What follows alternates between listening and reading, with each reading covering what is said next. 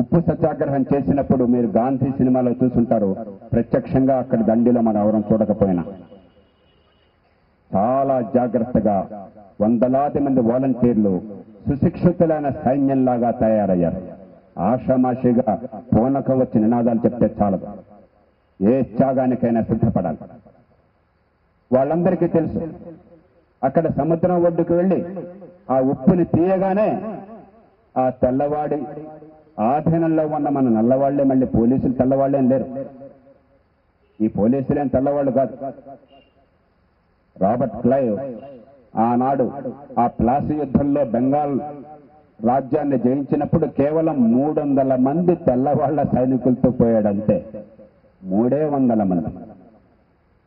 అతడికి వ్యతిరేకంగా కనీసం 30,000 మంది పైచిలుకు, కొంతమంది లెక్కల ప్రకారం 1,00,000 మంది దాకా సైన్యం ఉన్నది. అయినా 300 మంది వీళ్లలో విభజనలు సృష్టించి కులం మతం పెట్టి లంచాలిచ్చి అక్కడ మీర్ జాఫర్ను లొంగ తీసుకుని ఈ పెద్ద సైన్యాన్ని కూడా జయించి పారేశారు. జయించాక 300 మంది అలా వెళుతున్నారు. నగర వీధి మధ్యలోంచి వెళుతున్నారు. రోడ్ల పక్కన లక్షల మంది నుంచి మౌనంగా చూస్తున్నారు. 300 మంది గుర్రాల మధ్య వెళుతున్నారు. ఒక చరిత్రకారుడు రాశాడు, 300 మంది గుర్రాల మీద కవాతు చేస్తూ వెళుతుంటే విజయ గర్వంతో లక్షల మంది చోద్యం చూస్తూ నిలబడ్డారు మౌనంగా. ఒక్కొక్కడు ఒక్కొక్క రాయిని తీసి ఆ రోడ్డు మీద వేసినట్టయితే ఆ 300 మందిని అక్కడే పాతి పెట్టుండే అవకాశం ఉండేది అని చెప్పారు. మనం భీరువుల్లా ఉన్నంత కాలం ఈ రాజ్య వ్యవస్థని మార్చలేం. కేవలం అధికారం కోసం ఈ పోరాటం అయితే మనకు అక్కర్లే. ఖచ్చితంగా లోక్సత్తాకు అధికారం కావాలి, కానీ అధికారానికి ఒక మార్గం, ఒక లక్ష్యం ఉంది.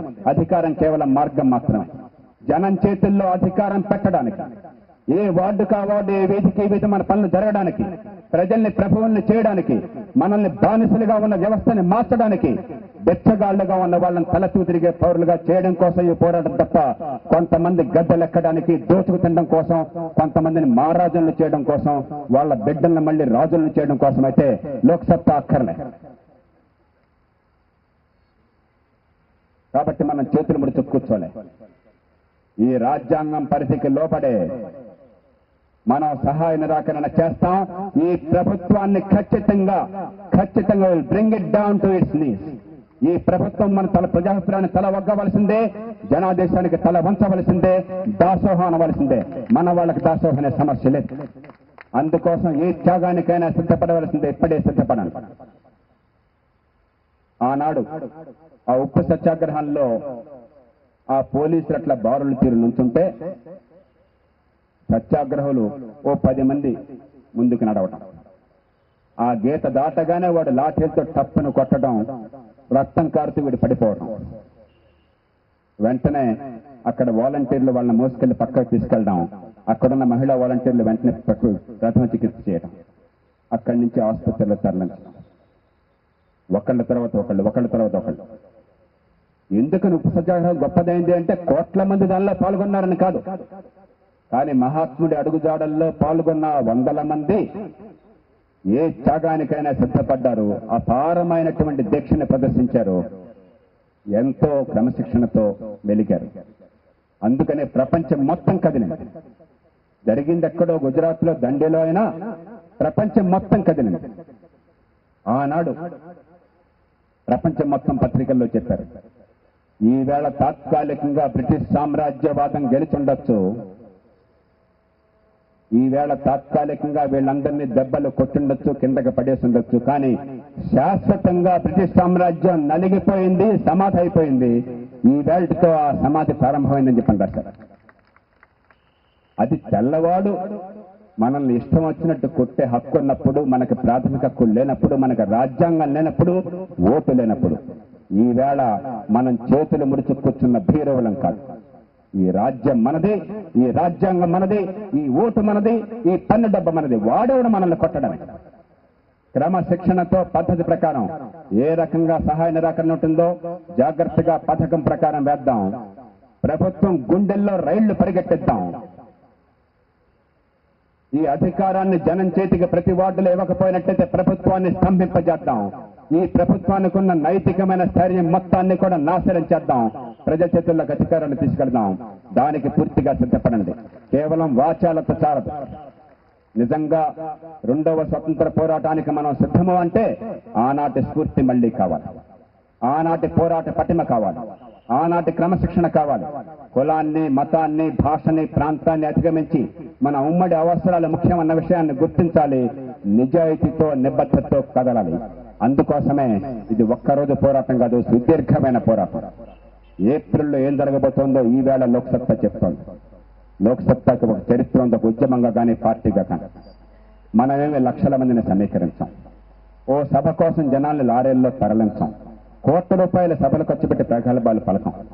కానీ ఒక్కసారి పట్టుపడితే అది ఖచ్చితంగా ఊడుం పట్టే, దాన్ని సాధించేదాకా మనం ఆగా. అది సమర్థుల లక్షణం. ఇంకా మనం ఇంకో విషయాన్ని పట్టాం. ఈ సంవత్సర కాలంలో ఈ రాష్ట్రంలో ఒకే మంత్రం: పట్టణాల్లో, నగరాల్లో సురాజ్యం, జనం చేతికి అధికారం, ప్రజల్ని ప్రభువుల్ని చేయటం, వార్డు కమిటీలను ఏర్పాటు చేయటం, వాటికి అధికారాన్ని, బాధ్యతల్ని, వనరుల్ని ఇవ్వటం, వాళ్ళు తప్పు చేస్తే దండించే యంత్రాంగాన్ని ఏర్పాటు చేయటం, లేకపోతే ఈ ప్రభుత్వం గద్దె దిగటం, ఈ రాజకీయ వ్యవస్థ మొత్తం కుప్పకూలటం. దాన్ని సాధించాలి. అందుకోసం ఈ పోరాటం.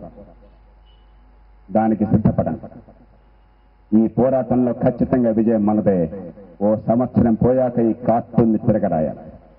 ఓ సంవత్సరం పోయాక మళ్ళీ భరతఖండం మనడు పాడియావు, హిందువులు లేగదూడలై ఏడ్చుతుండ తెల్లవారను, లేకపోతే ఇప్పుడు నల్లవారే, అధికారంలో ఉన్న నల్లవారను గడిసరి గొల్లవారు, పిదకుచుండరి మూతులు బిగేగట్టి అనేటువంటి పద్యం మళ్ళీ చెప్పుకోవాల్సిన అవసరం ఉండకూడదు. ఆ తర్వాత సమస్యను మిగిలింటే బాధ్యత మంది అనే పరిస్థితి రావాలి. మన వీధుల్లో సమస్య పరిష్కారం మన చేతుల్లో ఉంది అన్నది రావాలి. ఇక్కడి నుంచి గ్రామాలకు విస్తరించాలి. సమస్య అన్ని చోట్లకి వర్తిస్తుంది. కానీ పట్టణాల్లో ఈ సహాయ నిరాకరణకి పదునైన మార్గాలు ఉన్నాయి. రాజ్యాంగంలో 244 అధికరణం ప్రకారం మనకు ఒక ఆయుధం ఉన్నది. అందుకోసం పట్టణాలతో ప్రారంభిస్తున్నాం, వేరే కారణమేం లేదు. దయచేసి లోతుగా అర్థం చేసుకోండి. తాత్కాలికమైన ఆవేశం చాలదు. మనకి సెగలా ఉండాలి, కుంపటి సెగలా ఉండాలి, తాటాకు మంటలా మాత్రమే కాదు. నిరంతరం మన గుండెల్ని దహించాలి. ఆ వేడి మనకు ఆయువు పట్టు కావాలి. మనలో ఆవేశాన్ని దీర్ఘకాలం కొనసాగించాలి, క్రమశిక్షణ పెంచాలి. మన బిడ్డల్ని ప్రేమించే వాళ్ళమైతే ఈ దోమల మధ్య, ఈ ఈగల మధ్య, ఈ మంచినీళ్లలో ప్రతిరోజు కూడా ఆ మలమూత్రాలు కలిసిపోతూ ఉంటే మనం మౌనంగా కూర్చోం. ఆత్మగౌరవం ఉన్న ప్రజలు కనీసం మన బిడ్డలకి మంచినీళ్లు సరిగ్గా అందించాలని కోరుకోవాలి. వర్షం కురిస్తే రోడ్డు మీద భయపడకుండా వెళ్లాలన్న నమ్మకం ఉండాలి. అబ్బాయో అమ్మాయో స్కూటర్ మీద రోడ్డు మీద వెళితే తిరిగి బతికొస్తారో లేదో అనే భయంతో బతికే పరిస్థితి లేకుండా ట్రాఫిక్ బాగుంటుందన్న విశ్వాసం ఉండాలి. అది పౌరసత్వం అంటే. అలాంటి ధీమా కావాలి.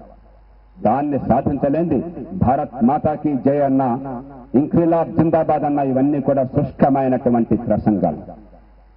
మన చుట్టూ ఉన్న జీవితాన్ని బాగు చేసుకోలేకపోతే ఇంకా స్వరాజ్యమేముంది, ఇంకా స్వాతంత్ర్యమేముంది? స్వరాజ్యం లేని స్వరాజ్యానికి అర్థమేముంది? ఈ స్వరాజ్యం పేరుతో, రాజ్యాంగం పేరుతో